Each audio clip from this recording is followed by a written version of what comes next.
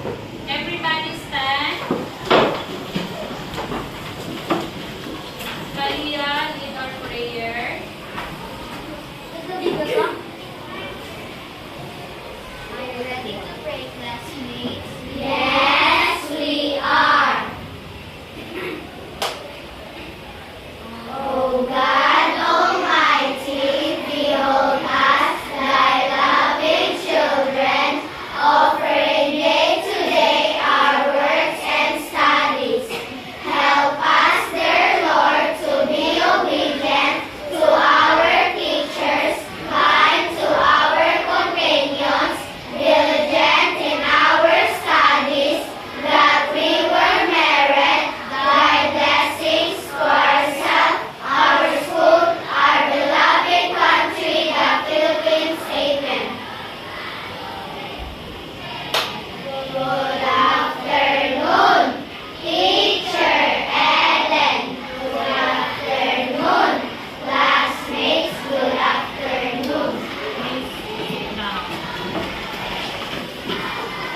Are you ready to learn or explore the world of mathematics? Yes! Look at your seatmate. Is there any absent for today? No! It's good to hear that all of you are present today. We are going to discuss a new topic this afternoon. But before we proceed to our proper discussion, let's have first our classroom rules. We have our classroom rules number 1. Kindly read our classroom rules number 1, Juliana. Participate. Thank you, Juliana. Our second classroom rules, Mark.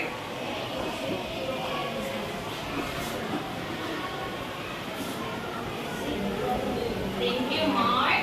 Our second classroom rules is sit properly. Our third classroom rules, Vincent. Raise your right hand if you want to answer or you have questions. Right, teacher. Rule number 5. Ramjen. Right hand. Rule number 5, Ramjen.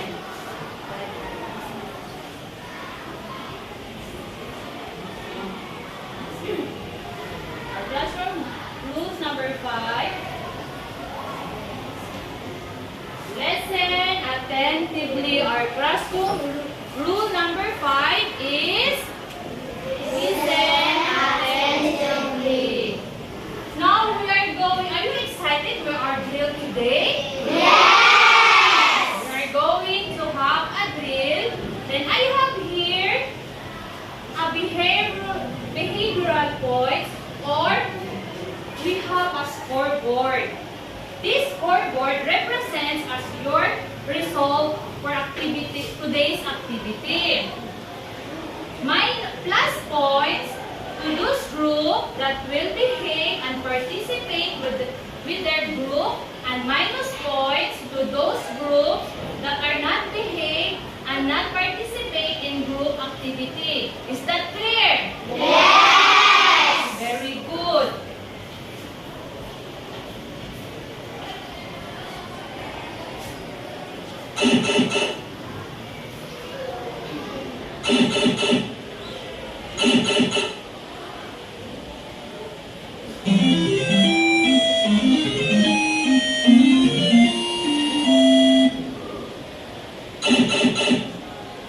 Question number 1.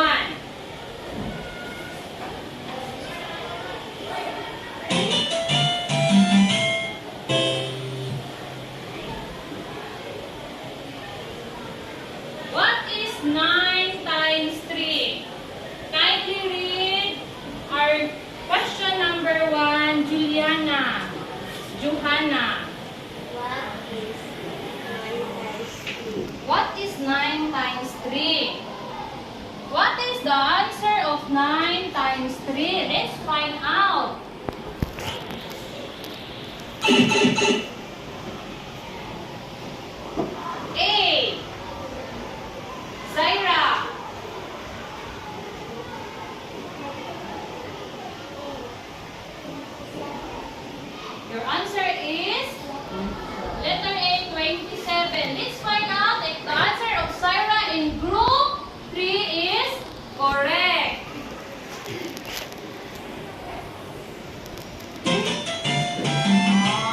So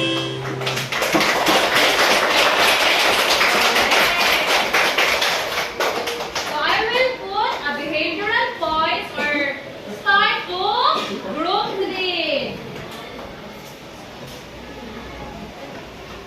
Question number 2.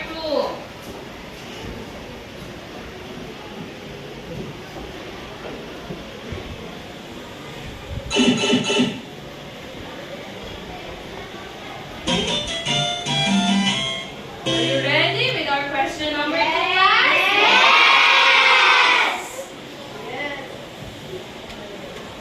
Kindly read first our question number 2. Jeko. What is 6 times 3 plus 7 times 2? Oh, very good. Thank you, Jeko. What is 6 times 3 plus 7 times 2?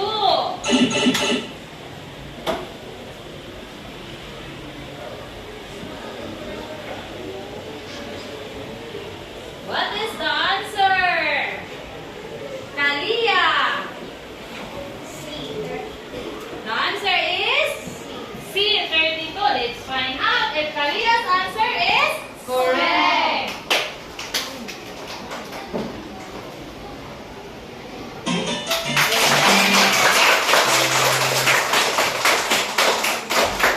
Let's start to group 4.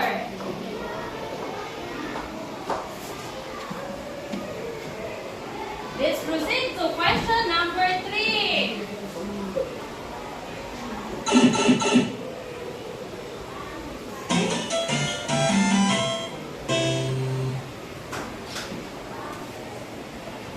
Question number 3, kindly read Benson. 5 times 6. What will be the answer of 5 times 6?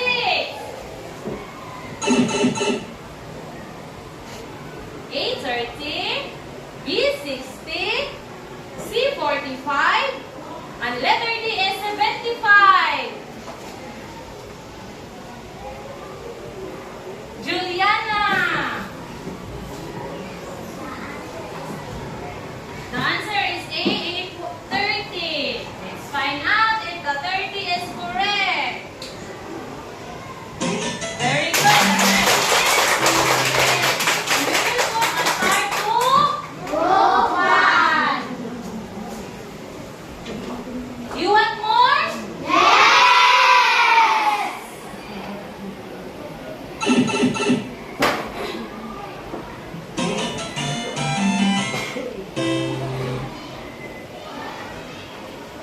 Question number 4. Kindly read question number 4. Joyce.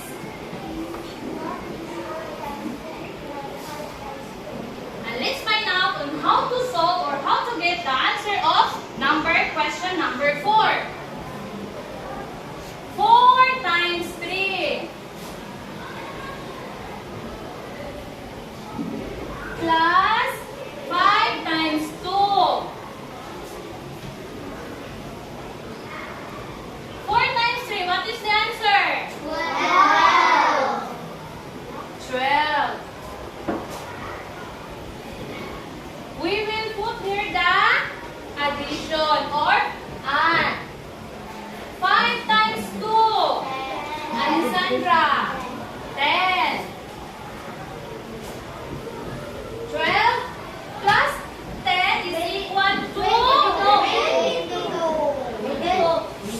Jeko. 22.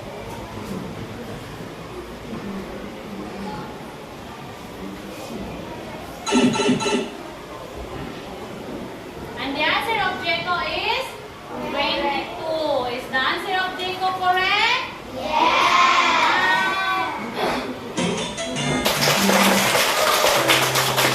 And we will give our 1 star to group 2.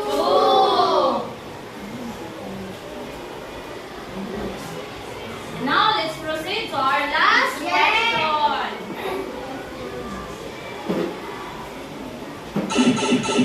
Question number 5.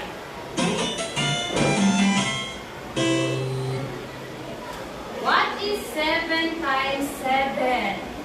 Yes, Alex says.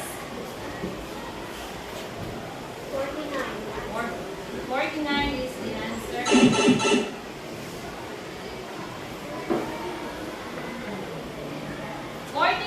is answer of Alexis. Let's find out if Alexis is correct.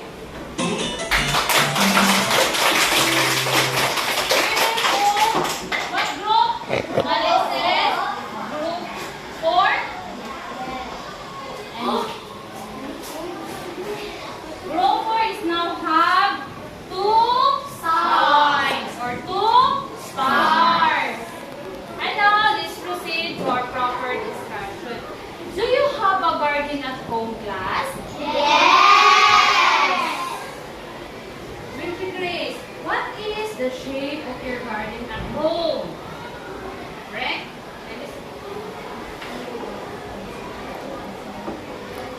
You have a garden at home with a rectangle shape. What kind of plants did you plant in your garden? Princess, what kind of plants did you plant in your garden? Kamatis. You plant kamatis. What else? Kalia. Shoes. Thank you, Kalia. Why it is important to plant or to have garden at home? Yes, Alexis. To have food to eat and also to have food that's fresh.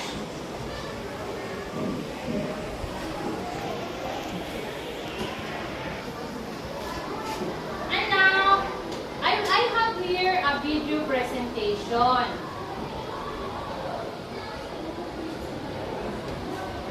If you move it, it leaves a trail. Almost like...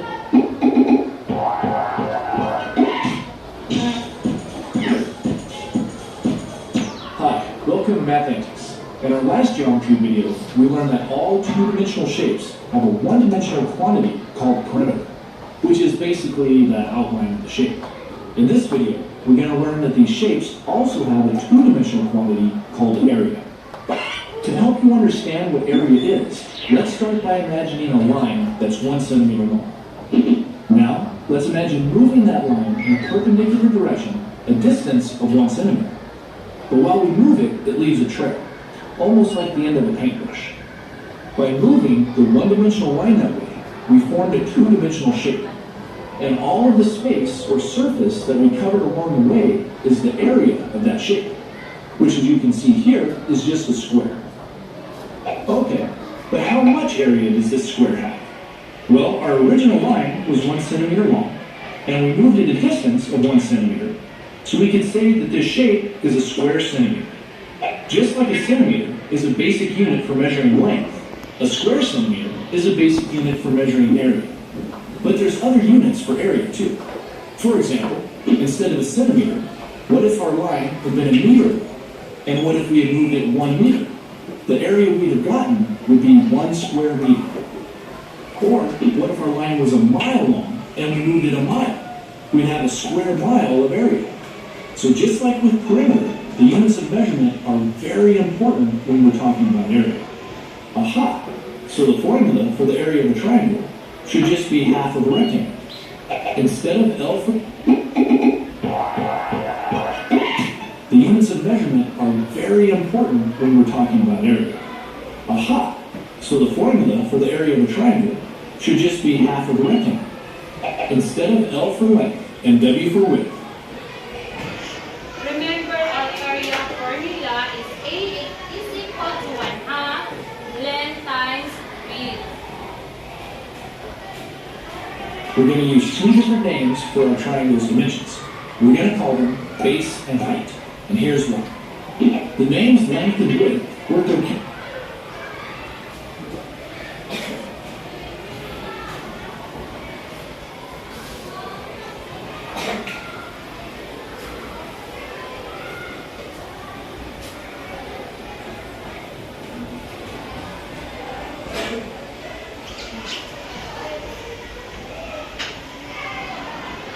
Plus, this is area is equal to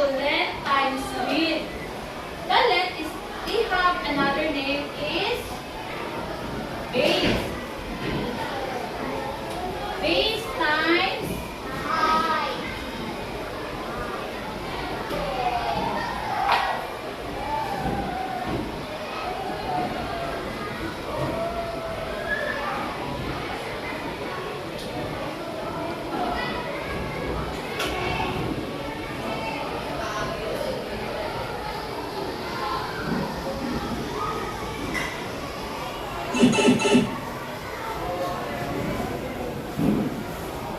this afternoon class, we have a new lesson to be discussed. And our lesson for today is all about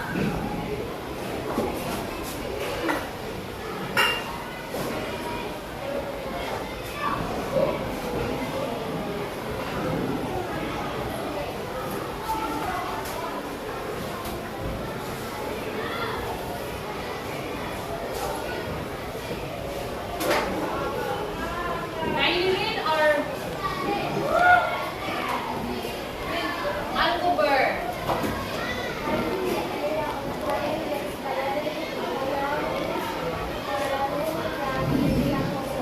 Thank you, Alcover.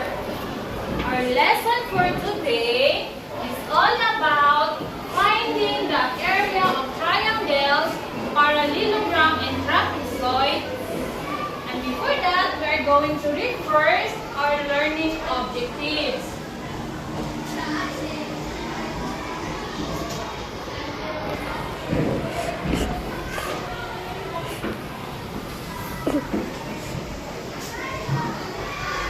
Can you read our learning objectives?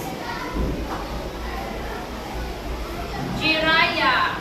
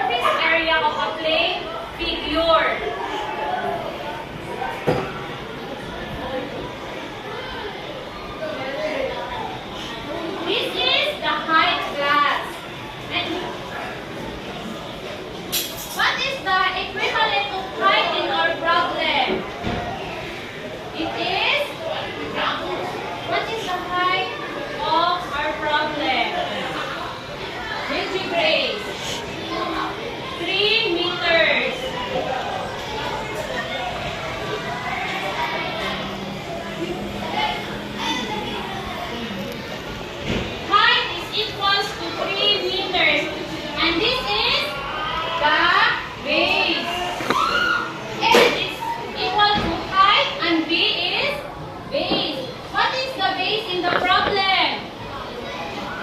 Crisertal. 10 meters. The base of the sail or the triangle is 10 meters. And now let's find out on how to solve the area of a triangle. And we have a formula like this.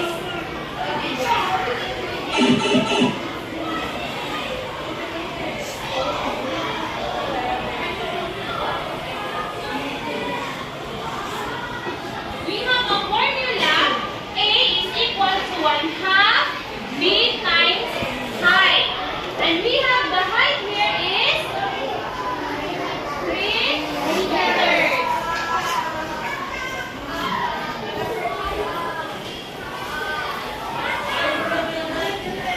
And what is our height? 10 meters.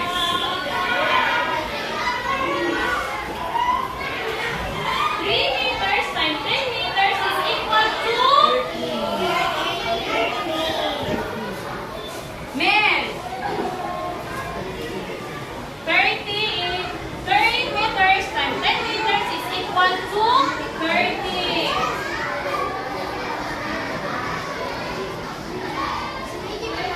And x meters times meters is equal to square meters. 30 meters divided by 2 is equal to Brianna, 15. What is 15, Brianna? 15 square meters. And this is the formula on how to get the area of a triangle. And now let's proceed to the area of parallelogram. In finding the area of parallelogram, the base should be multiplied with height. So our formula in getting the area of a parallelogram is like this.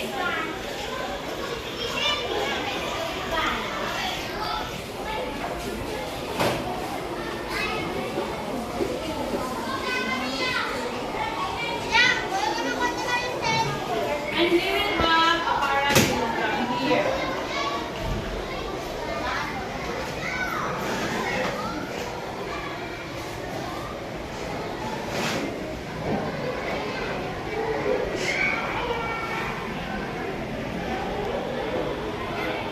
How many sides does a parallelogram have? Yes, will be raised. 4 sides. Parallelogram has 4 sides and 2 parallel sides. And what is the base on our problem? Yes, princess.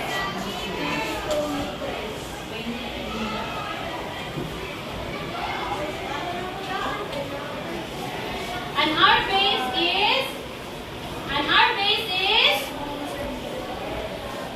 Jiraya.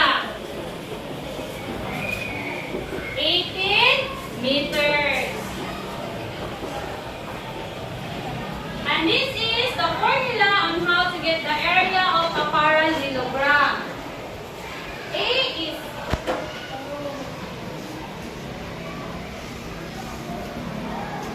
is equal to B times H. And the A is area. The B is base. Then the H is height. So what is the base in our problem? Alexandra, 2 meters.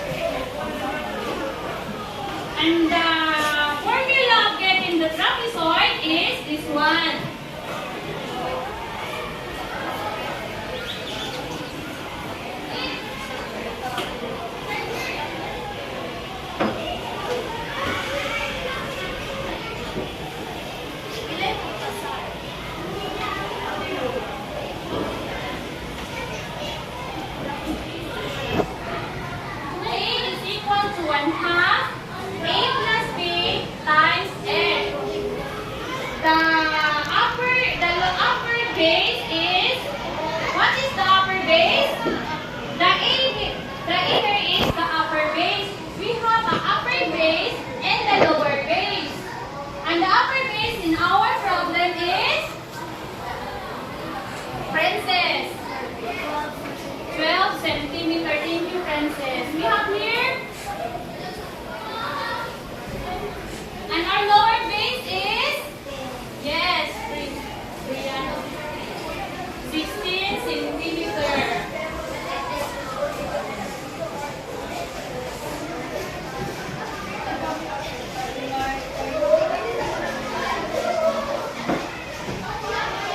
And our height is, Alessandra, 10 centimeter.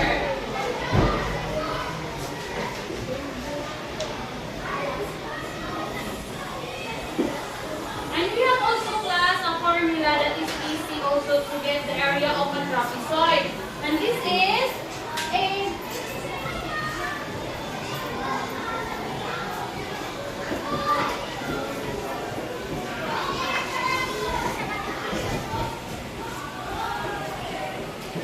just put directly the 2 here and divide A plus B divide to 2.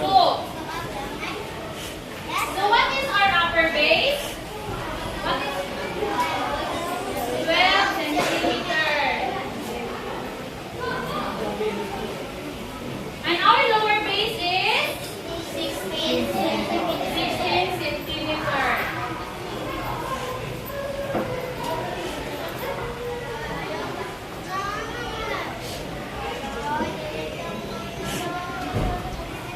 What is our height? 10 centimeters. 10 centimeter. 12 centimeter plus 16 centimeter is equal to 28 centimeter.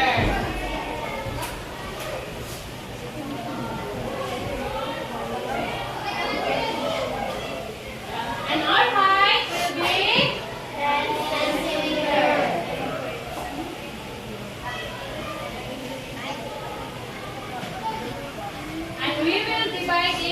and we will divide it by 2.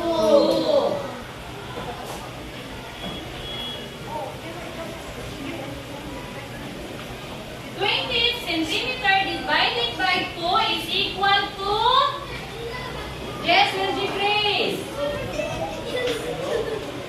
14 centimeter.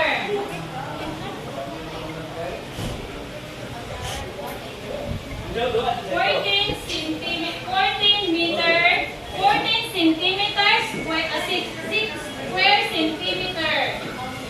And we have the answer of 14 centimeters square. Did you understand class on how to get the area of a trapezoid? Is there any question?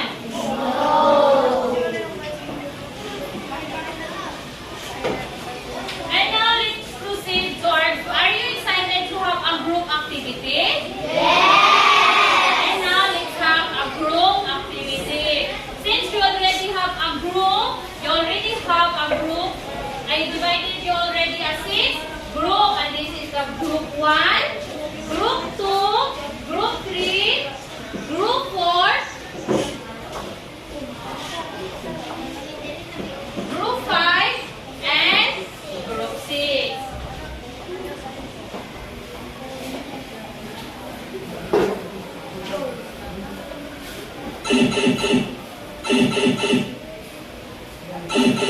But before we start our group activity, we will have first our rubrics or our criteria.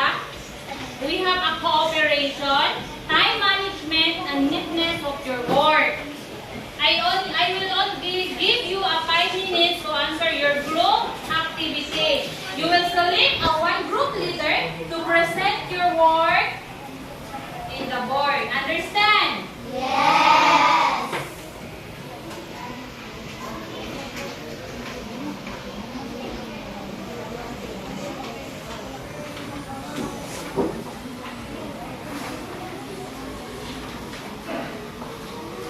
Don't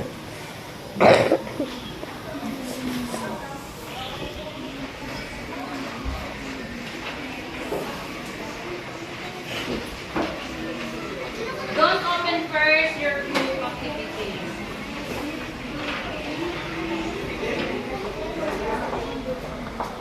Group 4. Group 5. And group 6.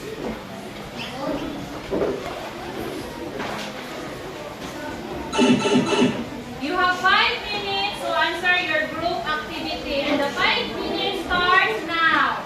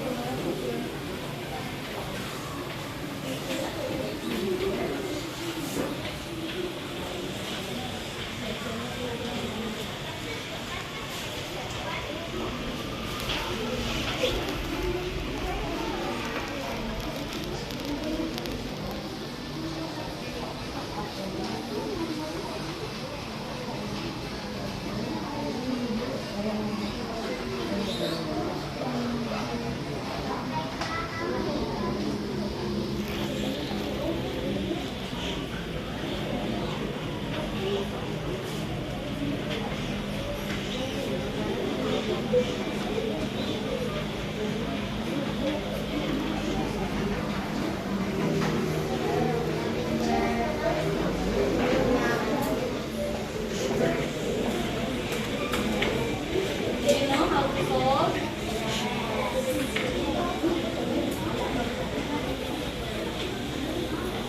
Do you know how to solve, or do you have any question?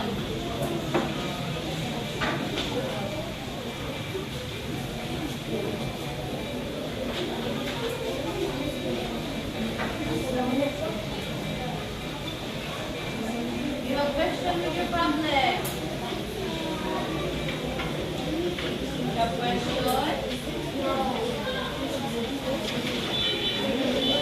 Three, are you okay with your problem? What is your question? Do you have question? You only have 2 minutes and 38 seconds. 33 seconds. If you finish answer, you can face it on the board.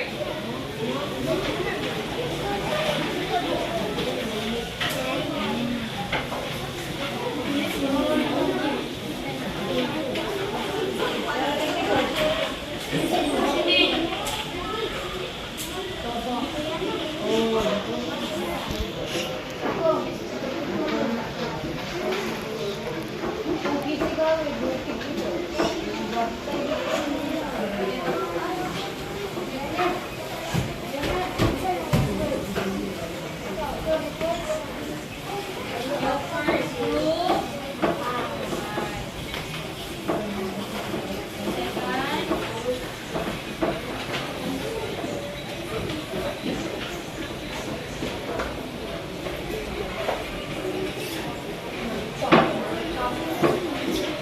Remind with our classroom rules. You will mark minus your points if your group do not cooperate.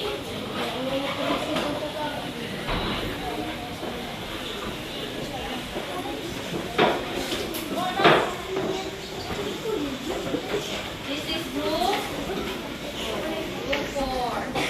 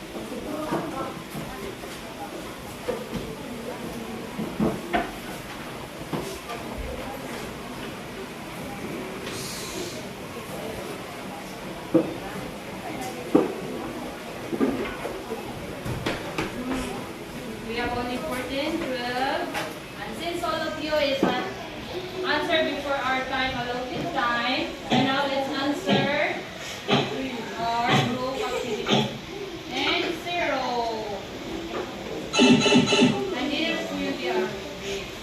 So three, select one group leader and gather in front and present your work. The group who first finish is group 5. Come here in front, group 5, and present your group.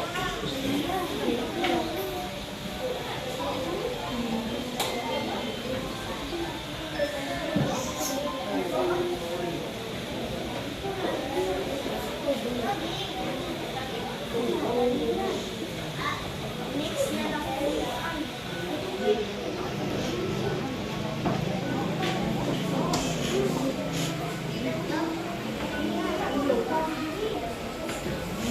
Thank you, Brianna. Sit down. And the answer of group 5 is correct. A is equal to B times H, and 10 meter times 10 meters is equal to 80 square meter. And the second group is group 2.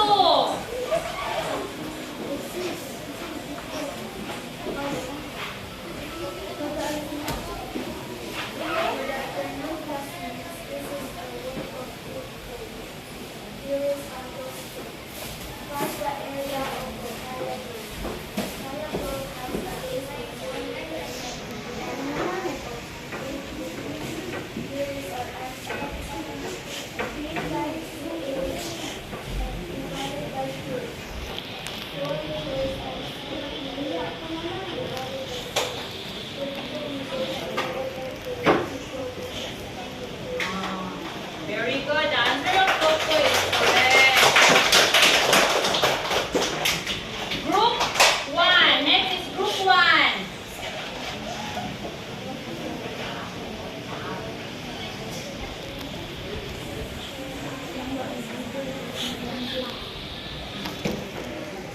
Group 2 is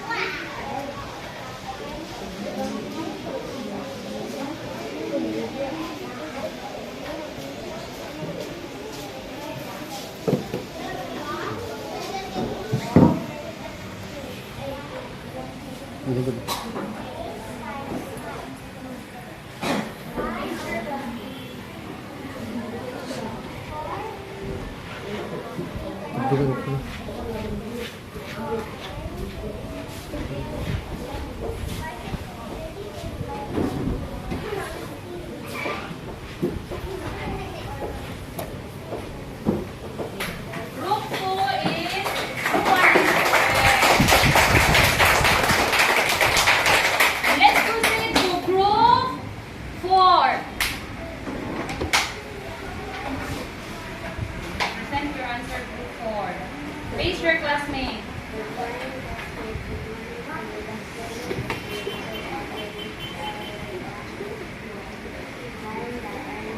Face your classmate.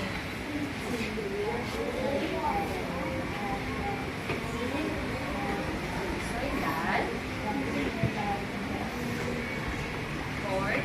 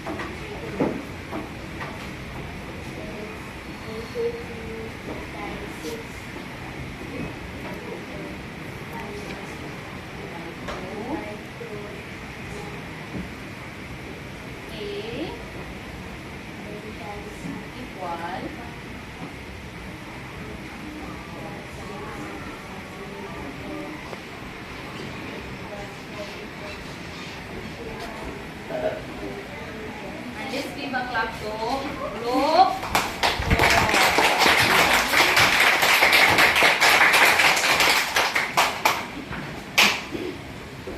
Based on the rubrics, all of you got 30 points. points. Since all your answer is correct and all members cooperate and also the work, the group 4 is, the answer is there is an erasure, and the group 6 is also have an erasure. So the group 2, 5, 1, and 3 have 30 points. And the group 4 and group 6 can have 25 points.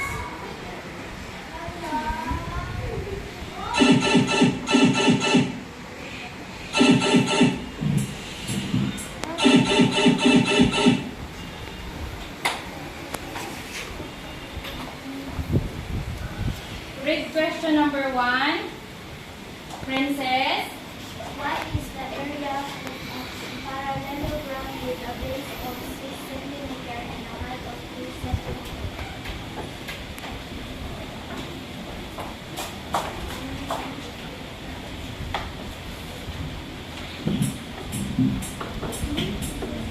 What is the answer?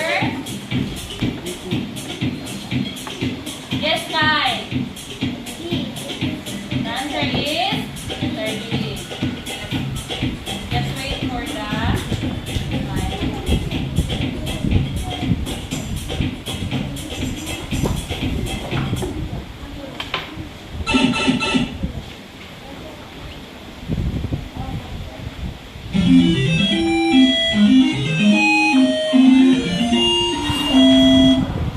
You have the answer of Kai is correct and you have 2 points.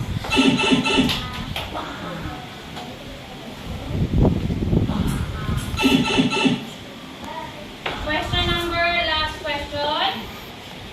Princess. What is the area of the trapezoid with base 4 cm, width 3 cm, and a height of 3 cm? Answer, Princess.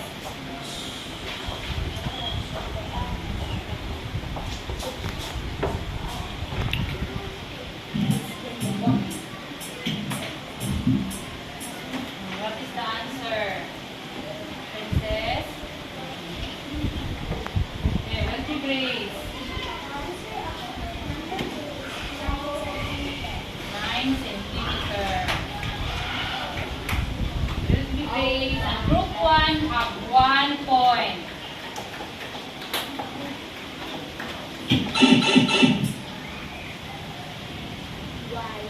Why do you need to know the area of your garden lot? What in our motivation earlier, we talked about the garden. Why we need to know the lot of our garden?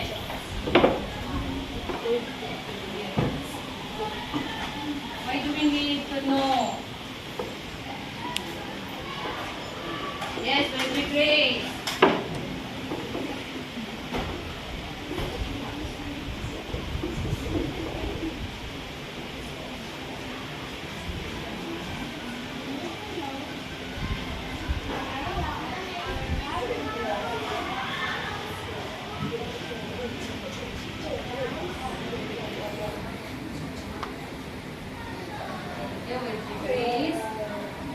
It is important to know the area of our garden because since we talk about the area of the triangle, the parallelogram, and the trapezoid. To find the area of any figures with equal sides, just simply multiply the number of each side by the measure of one side. And also to find the area of any figures shape with no equal sides, simply add the measure of all sides. And now let's proceed to our evaluation.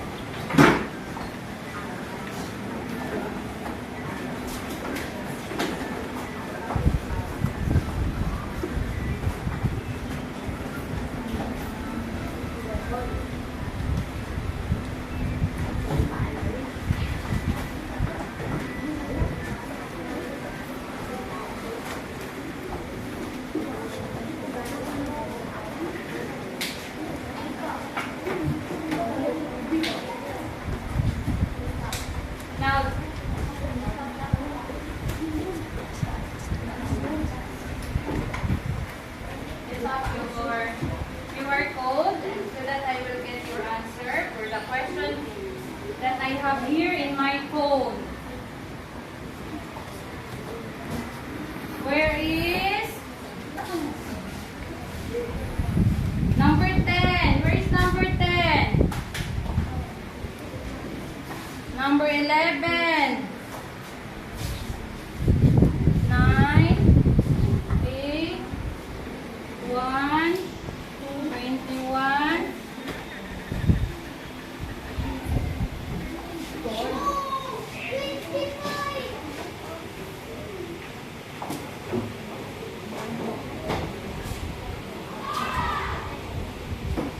Put this down na your paper. And will you Grace got the correct answer? Number 1, you got the correct answer. Followed by number 9, 10, 11, 12. And the third who got 3 score is number 23, 24, 25, 27, 29, 30, 17, 16. And only one got 2 score. Number 4. And now let's proceed to our assignment. Just copy it on your notebook. And thank you class for listening to my discussion this afternoon. Thank you class.